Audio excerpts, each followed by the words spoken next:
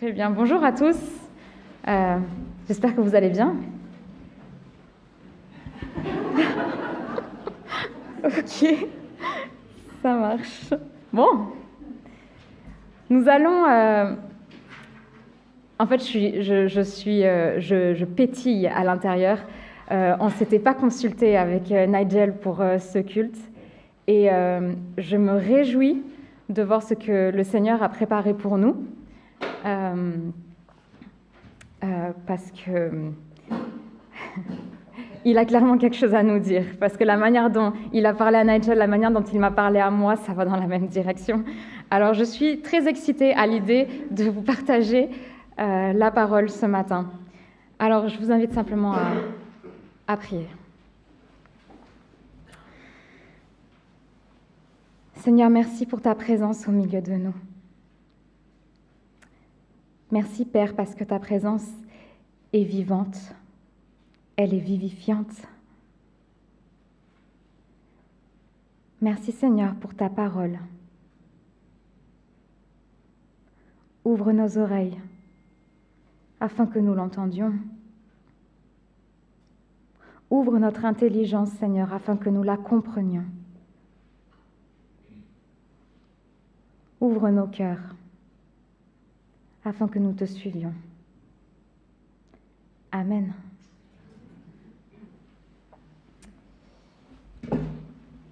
Je vous propose en fait de simplement continuer dans notre série sur l'évangile de Luc.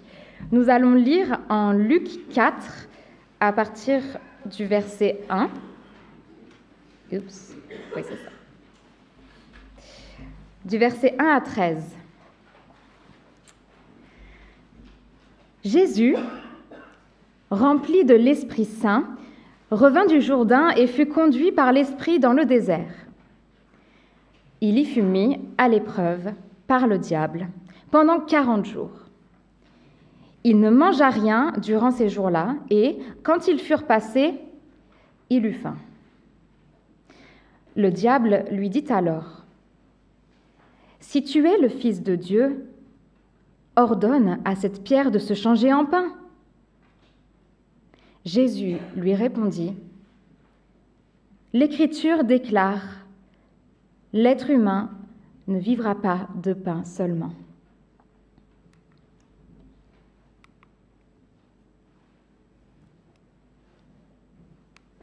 Le diable l'emmena plus haut, lui fit voir en un instant tous les royaumes de la terre et lui dit : « Je te donnerai toute cette puissance et la gloire de ces royaumes.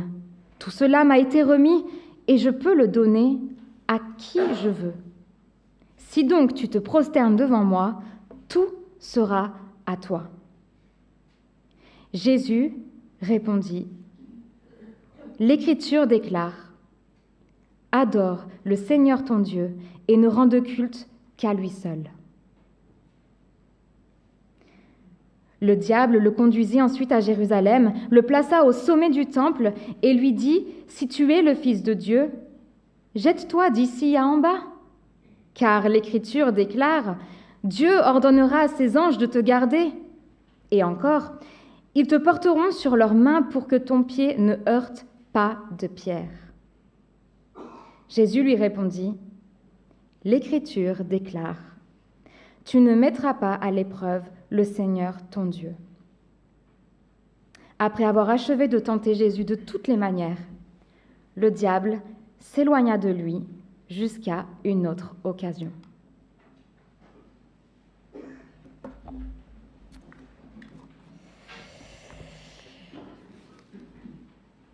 Alors, quel drôle de récit. Enfin, drôle. C'est pas si drôle en fait, c'est assez tendu, je dirais. Ce récit a la particularité de nous présenter Jésus seul et en conversation avec le diable.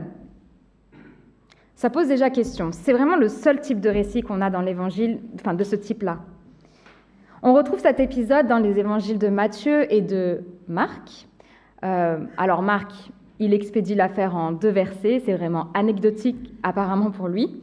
Matthieu, lui, il nous offre une version plus étoffée qui ressemble vraiment à celle de Luc.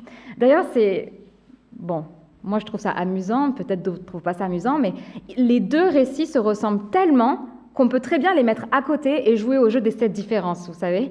Essayer de voir, ah tiens, là, lui, il a dit ça comme ça, lui, il a dit ça comme ça. Et la différence ici, la plus évidente entre la version de Luc et la version de Matthieu, c'est que déjà, les 3 tentations ne sont pas données dans le même ordre. La deuxième et la troisième sont inversées. Donc, chez Matthieu, la dernière tentation, c'est celle où le diable va montrer à Jésus tous les royaumes du monde. Alors que dans Luc, Luc fait culminer son récit avec le temple. Et on pourrait se demander pourquoi. Pourquoi est-ce que Luc a choisi de raconter les choses de cette manière? Et en fait, pour comprendre l'intention de Luc, il faut commencer par resituer le texte dans l'ensemble de l'œuvre de Luc. Rappelez-vous, nous sommes dans l'ouverture de l'Évangile, la grande introduction. Cette introduction qui est composée de 2 parties. On a une première partie où on a eu les récits de la naissance et de l'enfance de Jésus. Ça, on l'a déjà vu en décembre puis début janvier. Et puis, on a une deuxième partie avec les récits de la préparation au ministère de Jésus. Quelque part, Jésus n'est toujours pas dans le ministère, il n'a pas commencé, mais ça le prépare. Et chez Luc, cette partie-là, cette deuxième partie, cette préparation au ministère de Jésus, elle s'enchaîne de la manière suivante. On a d'abord le ministère de Jean, Jean-Baptiste. Ensuite, on a le baptême de Jésus. Ça, c'est ce qu'on a vu la semaine dernière avec Stéphane. Juste après ça, on a une généalogie, la généalogie de Jésus. Et ensuite, on a le récit de la tentation. Ce récit est donc la conclusion de la préparation au ministère de Jésus. Quand on regarde, donc c'est vraiment quand on regarde bien, c'est le texte qui va entre la consécration de Jésus avec le baptême et le ministère. C'est quelque part vraiment une mise à l'épreuve pour le ministère. Et quand on regarde ce qui se passe juste avant, on ne l'a pas lu là maintenant, mais vous pouvez le lire en rentrant, c'est la généalogie de Jésus. Et contrairement justement à Matthieu, qui lui aussi a une généalogie, Matthieu, lui, commence par Abraham. Abraham eut un fils, Isaac. Oh là là, j'ai eu un bug. Isaac. Après Isaac, il y a eu... Non, vous savez, non, Jacob. Après Jacob, non, on va pas... Il y en a 20, 28, 14 et 14. Donc, il commence à Abraham, tac, tac, tac, tac, tac, et il arrive à Jésus. Alors que Luc, lui, commence par Jésus. Il commence par Jésus et tac, tac, tac, tac, tac, tac, enfin, tac, tac, tac, tac, tac, il remonte jusqu'à Abraham. Mais en fait, non, pas que. Il ne s'arrête pas à Abraham. Il remonte encore plus haut. Il va aller jusqu'à Adam. Adam, carrément. Alors, du coup, là, j'essaye de vous montrer. Mais ça marche? Ah, ça marche. Très bien. Voilà la généalogie de... Donc, je vous ai fait la raccourci. Je vous ai mis juste le premier et le dernier, la dernière phrase. Et c'est intéressant de voir que ça se termine par cette phrase que Jésus était fils d'Adam, fils de Dieu. Là où Matthieu s'arrête à Abraham, Luc nous envoie encore plus loin. Là où Matthieu veut essayer, son objectif, c'est de faire un lien avec l'histoire d'Israël, avec Abraham, Luc, lui, nous renvoie à l'histoire de l'humanité. En disant que Jésus est fils de Dieu, Luc montre ici que Jésus est le point de départ d'une nouvelle humanité. Il est un nouvel Adam. Il est le Fils de Dieu en qui l'humanité redémarre à zéro. Alors, redémarrons à zéro. À Genèse. Donc, Adam, création d'Adam, très bien. Que se passe-t-il après ? Que se passe-t-il une fois que Dieu crée Adam et Ève ? Eh oui.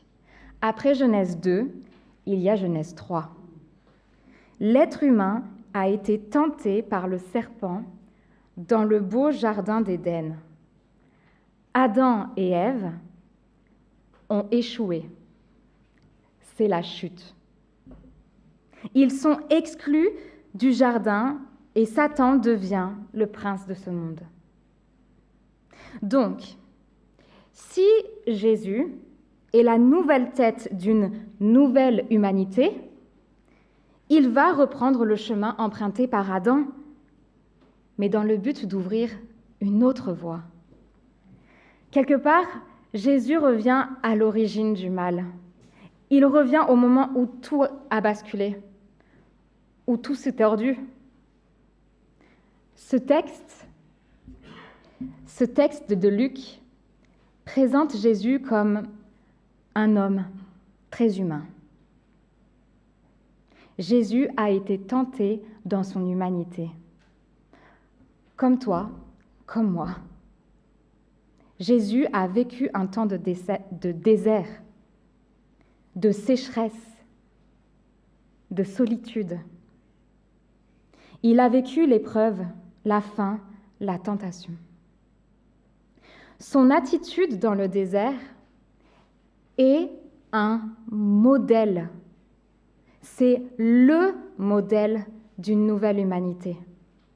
C'est le modèle de tous les baptisés. C'est notre modèle, à nous aussi, encore aujourd'hui. Alors je vous propose de regarder à ce récit d'une manière assez pratique. Que pouvons-nous apprendre de ce récit ? Qu'apprenons-nous de l'attitude de Jésus pour être à notre tour vainqueurs sur le mal ? Pour mieux comprendre les réactions de Jésus, je vous propose d'abord de regarder à ce que fait le diable. Quelle est, la stratégie de l'ennemi ?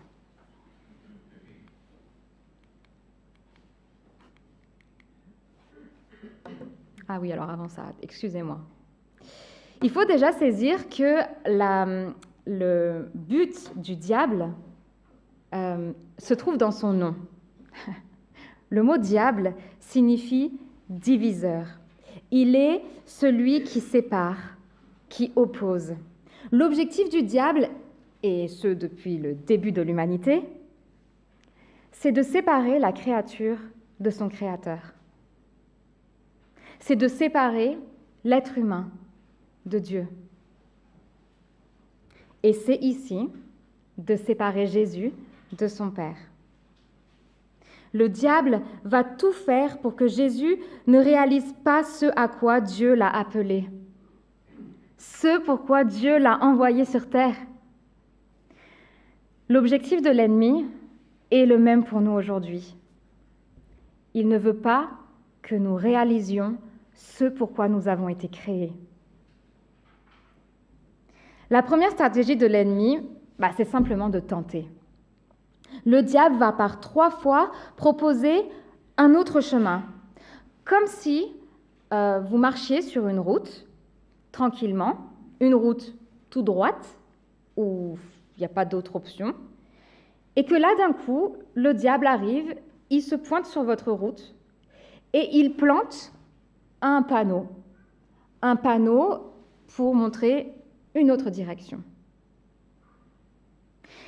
Et tout ce qu'il souhaite en plantant ce panneau, c'est, pardonnez-moi l'expression, mais qu'on tombe dans le panneau. Tout ce qu'il souhaite, c'est de nous faire changer de direction. Par 3 fois, le diable va tendre un piège pour que Jésus pêche, c'est-à-dire pour que Jésus désobéisse à Dieu. Alors, regardons ces 3 tentatives. Le texte dit que Jésus ne mange rien pendant 40 jours et qu'au bout de 40 jours, il a faim. On a envie de dire, oui, logique, voilà un besoin très légitime. Moi, je ne mange pas une journée, j'ai très très faim. Le diable part de ce fait pour le pousser à simplement manger en usant des pouvoirs qu'il a. Et ça paraît tellement simple. T'as faim ? Mange. C'est pas comme si t'étais pas le fils de Dieu en plus. le diable va en quelque sorte transformer le besoin naturel de Jésus en désir. Il va pousser Jésus à se remplir lui-même. Jésus répondra, « L'homme ne vivra pas de pain seulement. » Puis, le diable propose à Jésus de régner sur tous les royaumes du monde, si seulement il accepte de se prosterner devant lui. Là, le diable prend la forme d'un bon commerçant qui a repéré une bonne affaire. Il propose à Jésus un accord du type win-win, vous savez, gagnant-gagnant. Tu m'adores, je te laisse tous les royaumes du monde. Oh, comme cette proposition est intéressante. N'est-ce pas là justement le but de la venue de Jésus? Que tous genoux fléchissent devant le seul roi.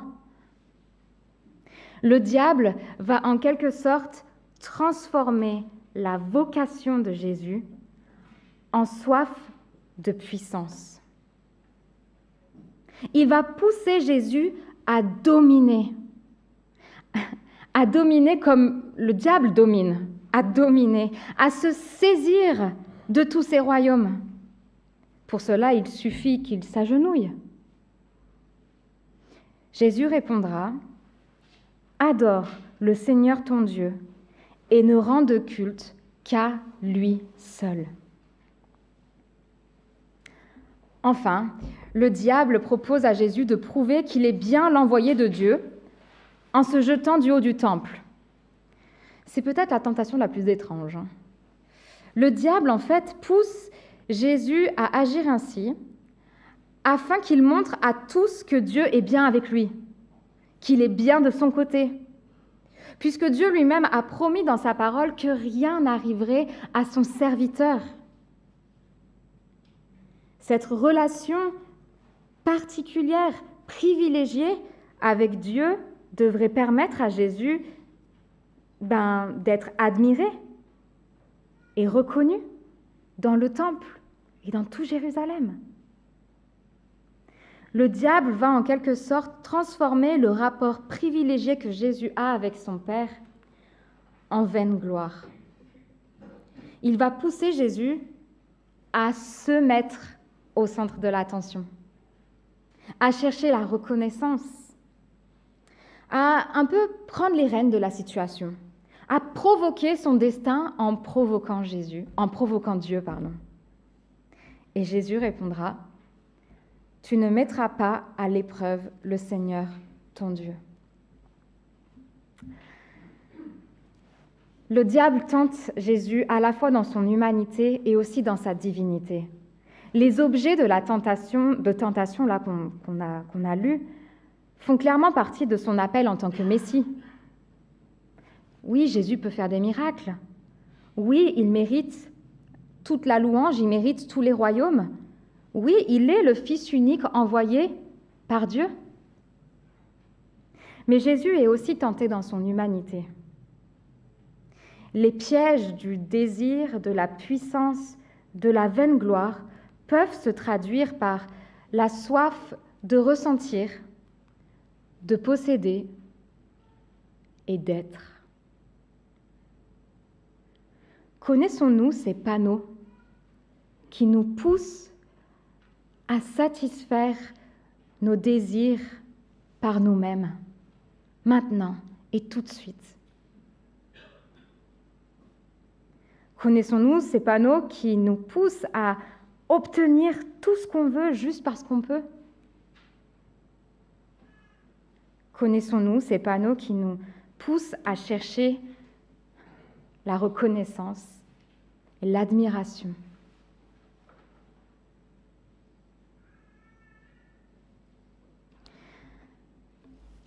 Il y a un socle commun à ces trois tentations. Dans les trois cas, le diable propose à Jésus un chemin plus rapide pour arriver à une destination qui semble coller à la vocation de Jésus. Nous qui connaissons la fin de l'histoire, nous savons que ça va... on s'en rend bien compte. Jésus, il va bien manger après. D'ailleurs, il va beaucoup manger dans la Bible, il y a plein de repas auxquels il participe.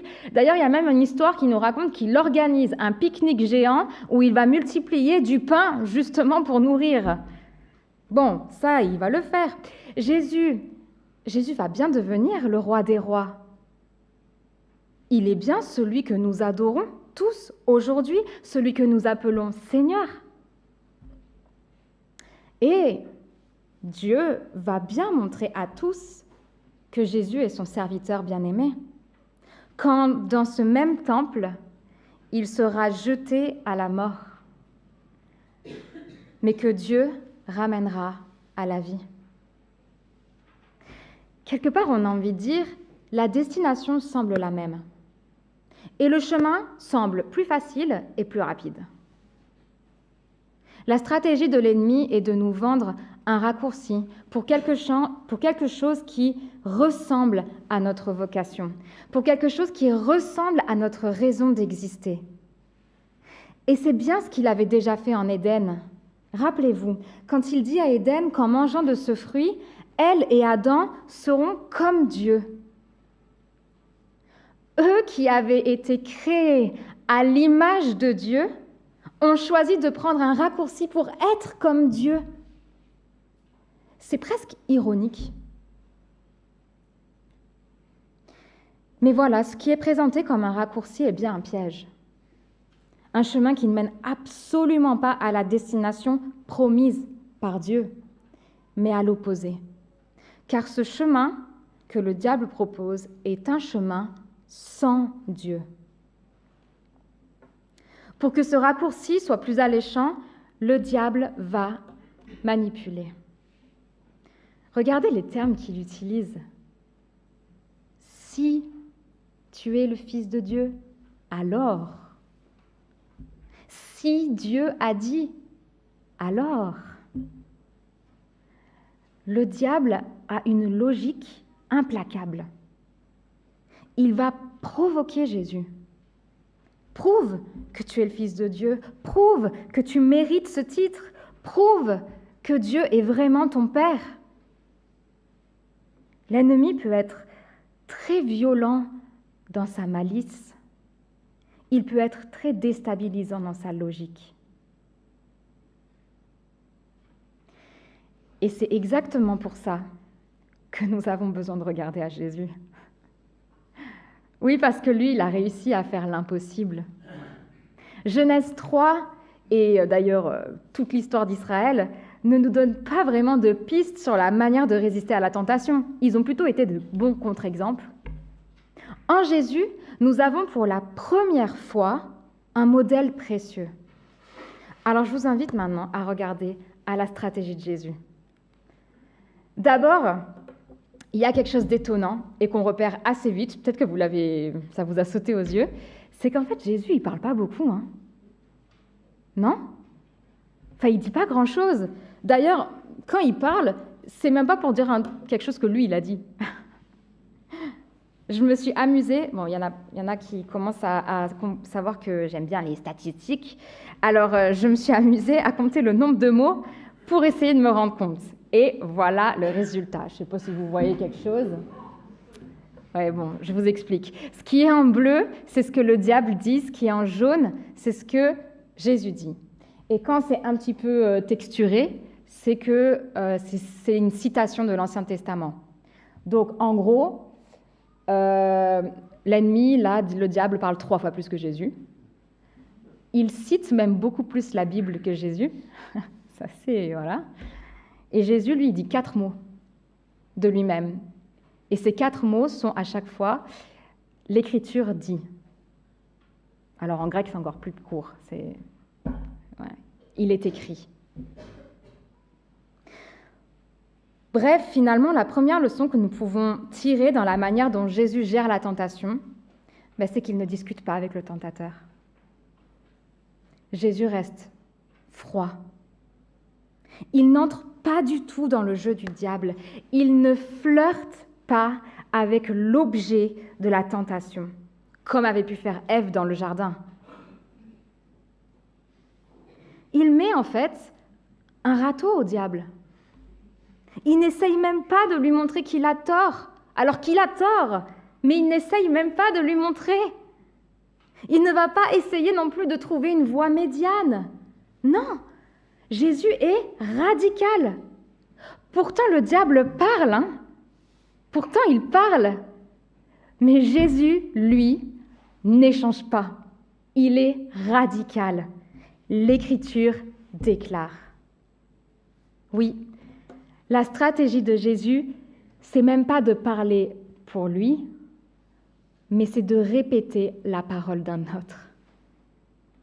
Par 3 fois, Jésus dit « Il est écrit ».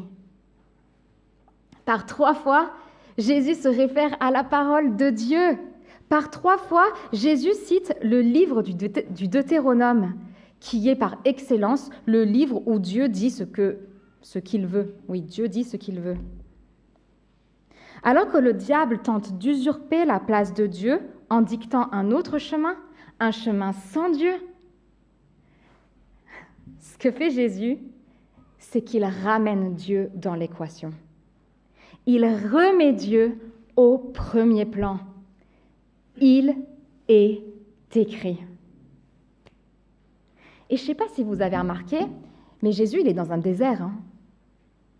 Enfin, peut-être vous l'avez vu, mais ça veut dire en fait qu'il n'avait pas dans sa poche arrière les rouleaux de l'Écriture. Il n'avait pas sur lui son portable avec l'application YouVersion, Bible sur soi. Il n'avait même pas, j'ai envie de dire, Google pour vite demander qu'est-ce que Dieu a dit à ce sujet. Ben non, Jésus connaît la parole. Il sait ce que Dieu a dit. Il le sait même par cœur.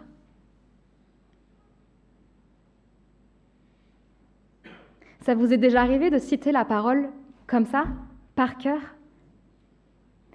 Moi, je dois dire que une fois, ça m'est arrivé justement quand j'étais mal. C'était juste après mon baptême en plus. Ah tiens, oui, c'était juste après mon baptême et je vivais très très très mal le fait d'être si mauvaise, si pécheur, si ça allait pas du tout.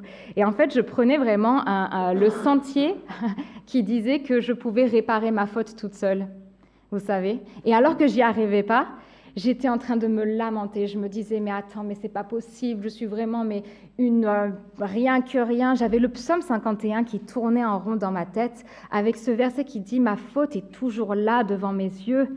Et c'est comme si l'ennemi, il me laissait aller, j'étais très douée pour y aller toute seule, et qui me donnait un petit peu, vous savez, les trucs là pour me frapper, là, comme ça. Et il me disait, tiens, vas-y, continue, tac, tac, tac. Et puis d'un coup, j'ai pris conscience qu'il était écrit qu'il n'y a plus de condamnation pour ceux qui sont unis à Jésus-Christ. Car la loi de l'Esprit Saint qui a donné la vie par Jésus-Christ m'a libérée du péché et de la mort. Et là, c'est comme si j'avais dit à l'ennemi, mais tais-toi, il n'y a plus de condamnation pour moi. C'était, impressionnant. La parole par cœur, connaître la parole. Et c'est intéressant de voir que dans la 3e tentation, le diable cite lui aussi l'Écriture. Lui aussi, il va se servir de ce que Dieu a dit. Un petit peu comme en Éden, vous savez, quand le serpent demande à Ève, « Dieu a-t-il vraiment dit ?» Le diable va tester la parole de Dieu. Et dans ce 3e piège, le diable fait une citation, mais dont l'usage laisse un peu perplexe. Son interprétation est un peu fausse. Le psaume qu'il cite ne dit pas du tout ce qu'il insinue. En fait, et Jésus le sait très bien, parce qu'il connaît, il connaît la parole, et il sait quand elle est mal utilisée. Quand Jésus cite l'Écriture, il ne pioche pas un verset au hasard. Il n'utilise pas non plus le verset comme un prétexte pour dire ce qu'il a envie de dire. Quand Jésus cite, il invoque tout le contexte et le sens de la parole qu'il cite. Et si vous ne croyez pas, allez lire Deutéronome 6 à 8. Ce sont dans ces chapitres que Jésus pioche par 3 fois. Et c'est impressionnant. Je l'ai relu dans le RER en venant ici, et je le relisais ça, et j'étais là, mais waouh, c'est fou de voir que non seulement Jésus cite une parole qui a du sens, mais en plus il se réfère à un contexte dans lequel cette parole a été donnée. Il se réfère à l'histoire d'Israël, lorsque le peuple était justement tenté dans le désert et que Dieu avait dit au peuple quoi faire. La parole de Dieu est une arme puissante pour nous garder sur le chemin que Dieu veut. Elle est une lumière à nos pieds. Elle est un guide sur nos sentiers. Quel privilège nous avons d'avoir la parole de Dieu. Et puis, il y a un dernier élément qui a attiré mon attention dans cette stratégie de Jésus, qui est assez discret, cet élément, mais pourtant qui est répété de nombreuses fois depuis le début de l'Évangile. Le récit s'ouvre en disant que Jésus est rempli de l'Esprit Saint. Jésus était rempli de l'Esprit Saint. On apprend un chapitre avant, qu'il avait reçu cet esprit lors de son baptême, que l'Esprit était tombé sur lui. Le Saint-Esprit est un don de Dieu. Notre Père nous fait la grâce de nous donner son Esprit, de nous donner sa présence, même lorsque nous sommes éprouvés. Vous savez, il peut nous arriver de croire que nous sommes éprouvés parce que nous sommes loin de Dieu. Alors, bon, ça peut parfois être le cas, mais en tout cas, ce texte-là, il dit complètement autre chose. Tout en étant rempli du Saint-Esprit, Jésus a été éprouvé. Et je crois que ça dit quelque chose de l'épreuve. Parce que l'épreuve, oui, c'est une occasion de chuter, mais c'est aussi une occasion de faire ce que Dieu veut. C'est une occasion de dire non à l'ennemi, de balayer le panneau qu'il dresse devant nous et de choisir la voie de Dieu. Quand je suis éprouvée, quand nous sommes éprouvés, on peut perdre de vue ce que Dieu veut pour nous. On peut oublier toutes ses promesses. On peut douter de qui il est. On peut ne plus savoir où est la vérité. Osons crier à Dieu, demander à Dieu, et il vous donnera. Demandons à Dieu qu'il nous vienne en aide par son esprit. Comptons sur Dieu qui vit en nous pour traverser l'épreuve, pour faire le bon choix. Nous ne sommes pas seuls. Dieu vit en nous. Après notre récit, juste après au verset 14, il est dit que Jésus retourna en Galilée par la puissance de l'Esprit Saint. On se mit à parler de lui dans toute cette région.